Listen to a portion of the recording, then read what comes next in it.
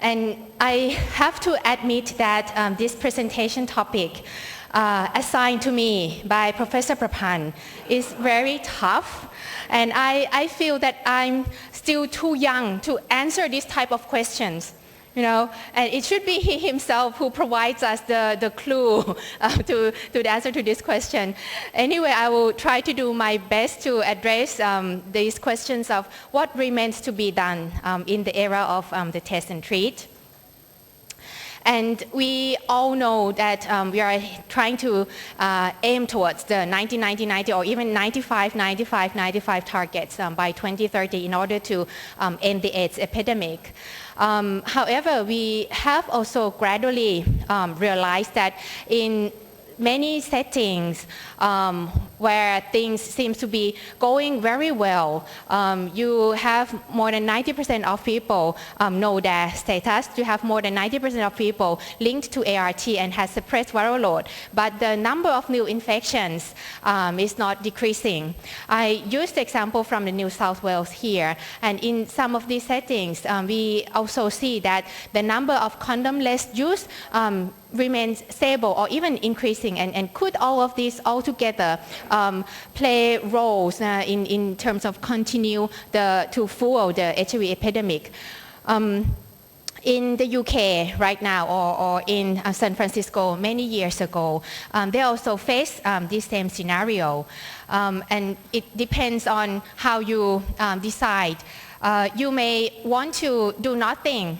Now, wait for a few more years until your country gets closer to the 90-90-90, and then look at it to realize that, oh, it's true for my country as well, and then start to think of what to do. Or you can actually think seriously now, start to take action now, and then so when the country comes closer to the 95-95-95, it also come together with the ending of AIDS. I will give you some examples of the actions the country here, Thailand, has been taken in the test and treat period. We know that Thailand is one of the clinical trial sites for the HPTN 052.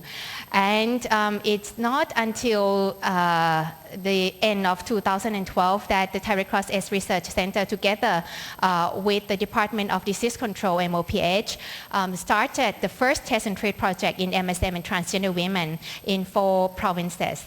And data from this demonstration project proved to us that a facility-based test and treat model like this can be successful in reaching out and identifying HIV-positive MSM and transgender women with a very high rate of ART linkage within a median day of 8 days from diagnosis to ART initiation.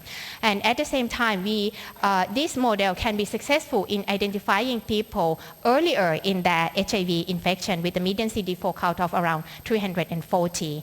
However, at the same time, among those tested negative at the beginning, the rate of HIV incidence was very high. It's 5.3 per 100% year overall, and almost as high as 7 per 100% year in Bangkok.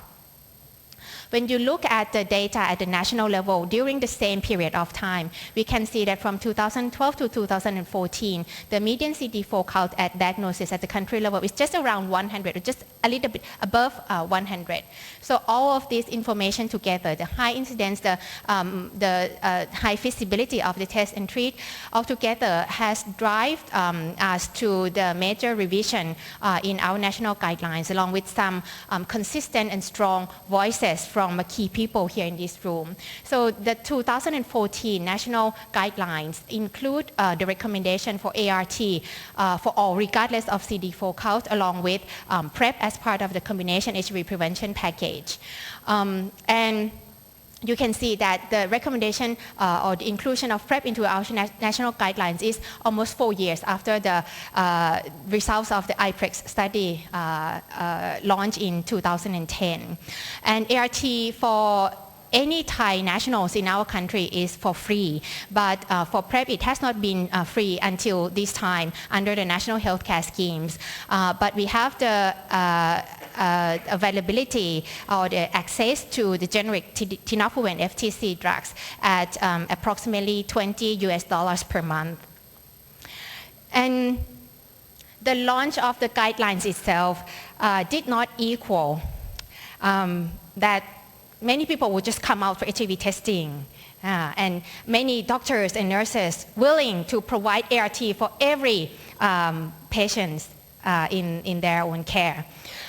In fact, after the launch of this national guideline, our National Health Security Office held a series of trainings for healthcare providers throughout the country, so trainings for doctors and nurses. And I have listened to many professors, academics from university hospitals telling the audiences the controversial messages around treatment for all. So things has not happened or moved very fast after the launch of the guidelines. Fortunately, during the first half of 2015, the data from the Temprano and START study came out, and that settled down the argument around the benefit, the clinical own individual benefit of treatment as prevention. So in May 2015, this time Thai Red Cross along with Department of Disease Control and Thailand US CDC collaboration and USAID came together, partnered to launch 2 parallel test and treat projects in the country. One is the community-led test and treat project. Another one is the facility-based test and treat project. And we added PrEP component as the PrEP sub-study under these 2 test and treat projects. And this has expanded the number of provinces in the country where test and treat strategy has been implemented formally. And let me tell you a little bit about when I say community-led test and treat, what does that mean? I'm talking about having members of communities, in this case MSM and transgender women, being empowered, trained, and qualified to do roles which is beyond that conventional role of doing just the reaching, providing education, condoms, lubricants, or doing recruitment of people into HIV testing, or even just partner with the team from the hospital to do mobile testing to some hotspots. This is just conventional role of what community can do. But here in the community-led health service model, or I will call it for short CLHS model, we seriously empower the members of the communities, and we call them community health workers, so that they are able to perform blood collection, perform HIV testing, support linkage to care, and provide support for treatments such as ART adherence support, and then to provide prevention, including prescribing PrEP or PEP to clients in their community-based organization, and then to retain both HIV positive and HIV negative people in the care. And you can see here that some of the roles that the community health workers can do are even beyond the roles that that the healthcare workers in hospital clinics will do.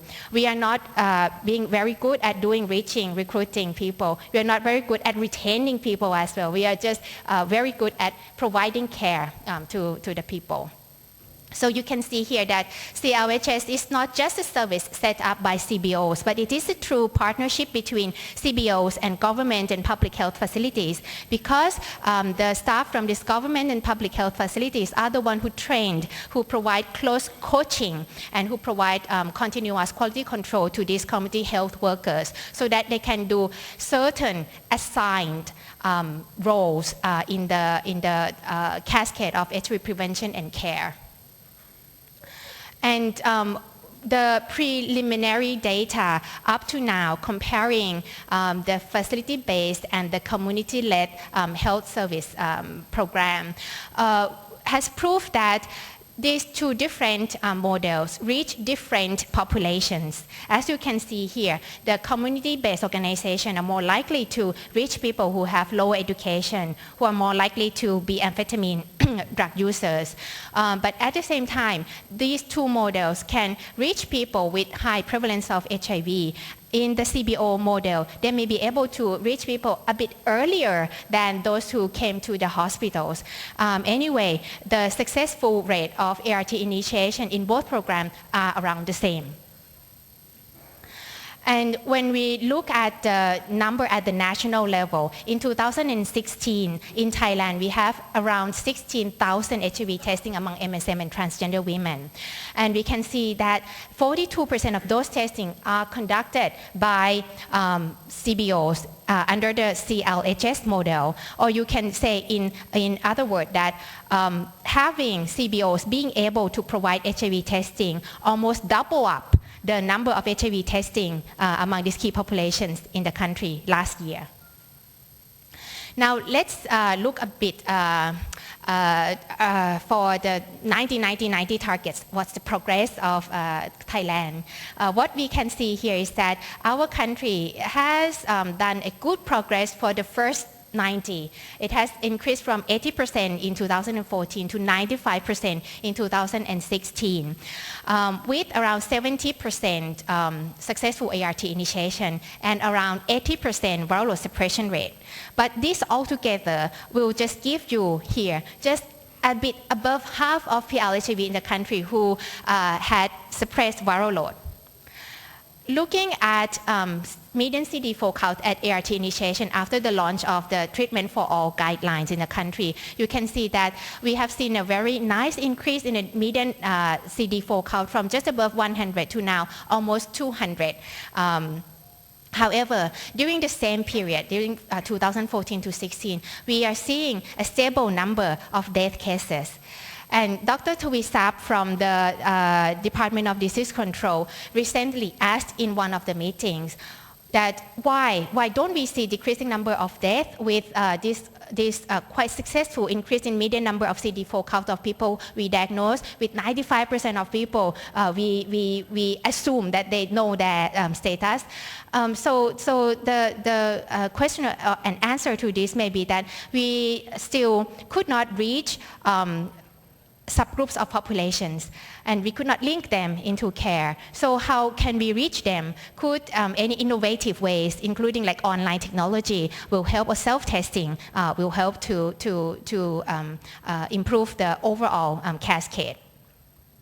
And in 2015, we have had an opportunity with support from AMFA to launch the online test and treat project among MSM and transgender women. And in this project, the participants can choose by themselves if they would like to receive the testing and counseling truly online. So in this model, you can have online pre-test counseling. And if you decided to have HIV testing, we will send the HIV self-test kit to you. Not self-test kit, actually HIV test kit to you. And then we schedule the time so that we can meet again and then go through all the HIV self-testing process together under supervision by the counselor. In this model, we named the model Online Supervised HIV Self-Testing, and we use the online platform which allows the counselor and the clients to meet online in their own privacy. And then we allow the client, the counselor to provide real-time support, go through the HIV testing steps by steps with their counselor until they get the final test results, and then do the post-test counseling, everything through the online channel. And it has been quite interesting to see the preliminary data that under the online supervised HIV self-testing, we have detected a higher prevalence of people who chose by themselves to go to this online model. And we also reach people who are more likely to be first-time tester. So there are potential to use technologies to increase the recruitment and increase the testing rate among key populations. And the use of online technology can also help us a lot. We know that we have many successful online reaching campaigns to MSM, to transgender people, but how to convert that successful reaching into successful recruiting them into getting actual HIV testing or even PrEP service.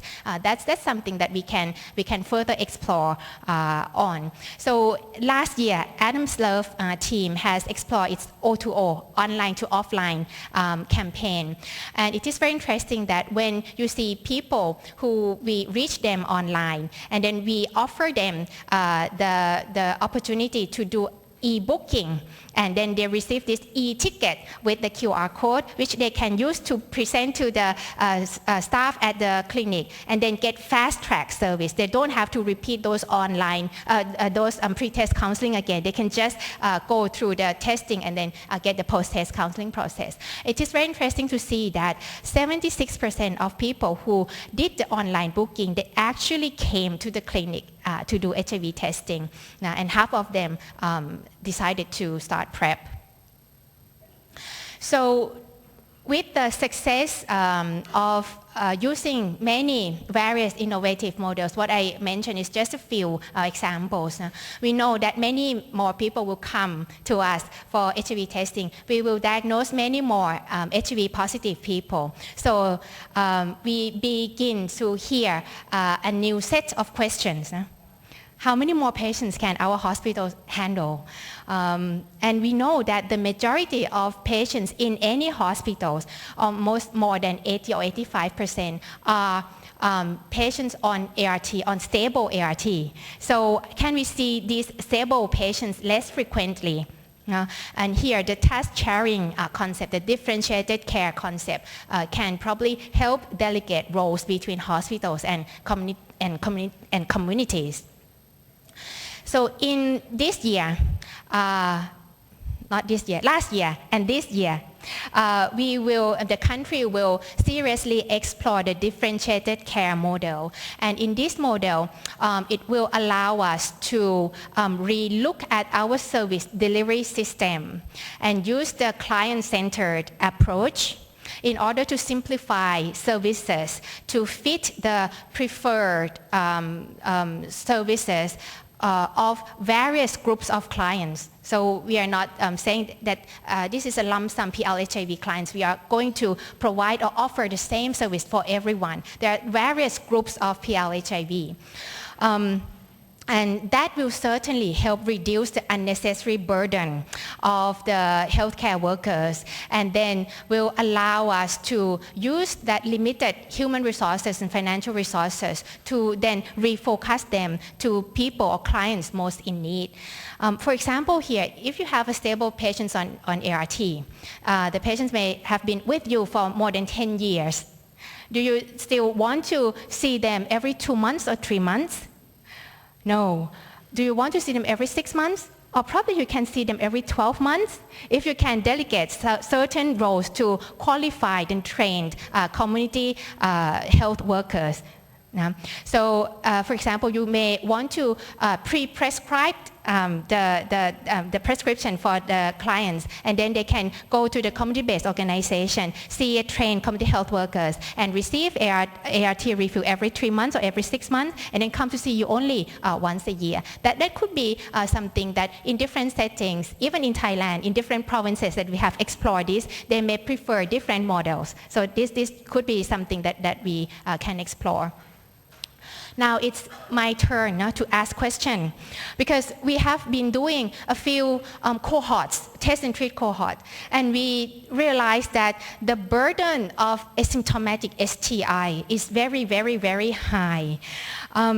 If you look at the data from the community-led test and treat cohort here, around 1/3 of clients coming to any community-based organization will have one of these STIs: syphilis, gonorrhea, chlamydia. If you look at HIV-positive clients, it's almost 60%.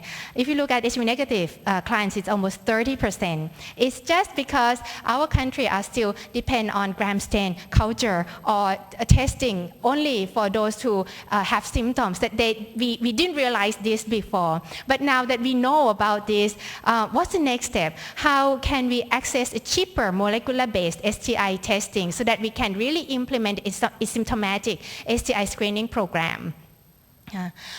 So again, last year and this year, it's the time that we will explore more of how we can use effectively the point-of-care molecular-based technologies. And this could be for gonorrhea, chlamydia, which with this point of care molecular-based technology, we can pool samples, and we know that for MSM, for transgender people, to pool sample, that is really important because it can save cost a lot because you have too many compartments that you would like to get the samples from.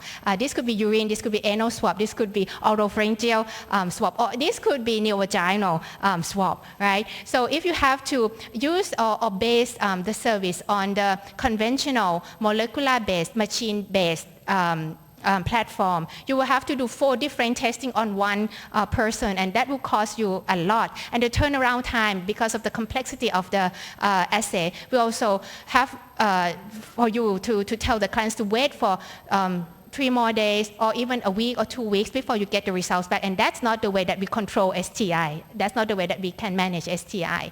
So with this machine, we can pull samples together. We can get the turnaround time, the result back within 90 minutes. And we can also do the same thing for other related disease within the same package. For example, TB, HIV viral load, and even for hepatitis C. And now the question from a few great colleagues who have been doing the test and treat cohort with us is that we know that it is feasible to do test and treat. However, we also still seeing high HIV incidence among this cohort, even though we are doing this cohort in a setting where we are providing high quality risk reduction counseling, condoms, lubricants, STI management. We are still seeing very high HIV incidence in this population. So how soon will the test and treat coverage be high enough to reduce HIV incidence? No one knows, because it depends on how soon we can scale up the test and treat, how soon we can change the mindset of the doctors and nurses in our country to go for treatment for all.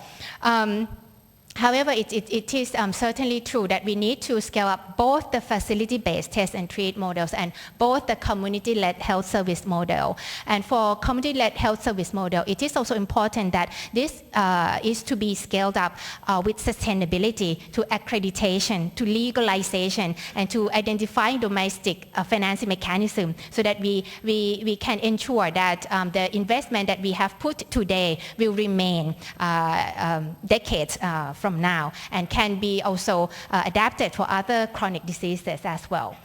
But while waiting for the scale up to come into effect, because before we see the HIV incidence reducing, we know that it is time now that we will have to use PrEP, and STI integration into the program more effectively. We have these tools already, but we just don't use it effectively.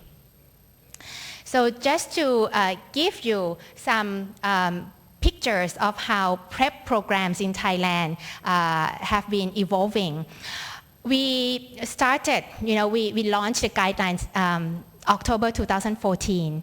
We have the first PrEP program called the PrEP 30 service, which is the fee-based service for PrEP at the Thai Red Cross Anonymous Clinic in December 2014. So at the end of 2014, we only have like around 10 PrEP users in the country, and this is an initiation from Dr. Don Colby at the Thai Red Cross AIDS Research Center. But then by the end of 2015, we have around 300 PrEP users in the country, and this is because of the PrEP sub-study under that 2 parallel test and treat projects along with the PrEP 30 clients. And by the end of this year, last year, 2016, we have approximately 2,000 PrEP users in the country, and we can see that the number of PrEP service delivery sites has increased quite dramatically over the past year. But last year, the Thai Red Cross AIDS Research Center was almost put into a lawsuit by the Thai FDA because of the launch of one of these PrEP educational video, which portrayed PrEP use in a serodiscordant gay couple. And it was very depressing to know the reason behind the initiation of this investigation of this video. that this is the video that is against the Thai Medicine Advertisement and Sale Act. The reason behind this is that they feel that if they allow this PrEP video to go out into public, many other breast enlargement products, penis enlargement products in the country will want to do the same thing. So you see, it's very depressing that people compare PrEP efficacy from many randomized controlled trials to prevent someone from getting HIV to the unknown efficacy of these enlargement products. So it pointed to us that many more efforts are needed to educate the community, to provide correct knowledge, to provide awareness, and also to create positive attitudes towards PrEP in the communities, not only for potential PrEP users, not only for potential PrEP prescribers, but for the overall community. And lastly, as I mentioned before, and as you can see through my presentation, our efforts are mainly focused on MSM and transgender women. And we actually know nothing about test and treat among people who inject drugs, know nothing about PrEP in other populations such as female sex workers or people who inject drugs. So this year will be the year that we will seriously explore the test and treat model, the PrEP model, and probably like a whole person model for other key populations. Yeah. So in summary, I would like to just give you a few take-home messages. The test and treat to the level of even 95 will certainly take time. And unfortunately, it will not get you to the ending AIDS goal. We have to be very clear about this, not be too optimistic. So it depends on you if you would like to take action now or you would like to wait and see if that's true for your country. Yeah. These are the list of actions you may want to take. Number one is to open your mindset, engage more the community colleagues, and aim towards the community-led health service model. This will be very exciting, and I can assure you that it is feasible. Number two is to use technology to its full potential. Technology can really help you fill the gaps along the reach, recruit, test, treat, prevent, and retain cascade. I just gave you some examples of how to recruit, how to test people using online technology, but it can certainly help with prevention. It can certainly help with retaining people in the program.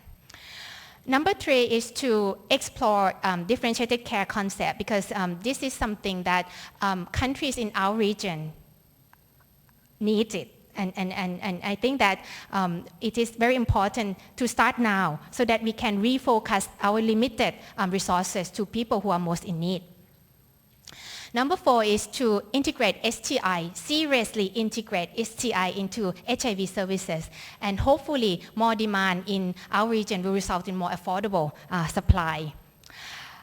Number five is to not be too afraid of PrEP and PEP. The first thing to do is probably to clear your mind. Address your own concerns. What are you concerned about PrEP? What is your concern about PEP? And then use your knowledge in a non-judgmental and respectful way. And lastly, is for any country to start thinking seriously about transition plan. And once you start talking about transition in your country, wisdom in your country, unity in your country will certainly come to you. And I would like to end by thank you all partners who have made all the works in our country possible. Thank you very much.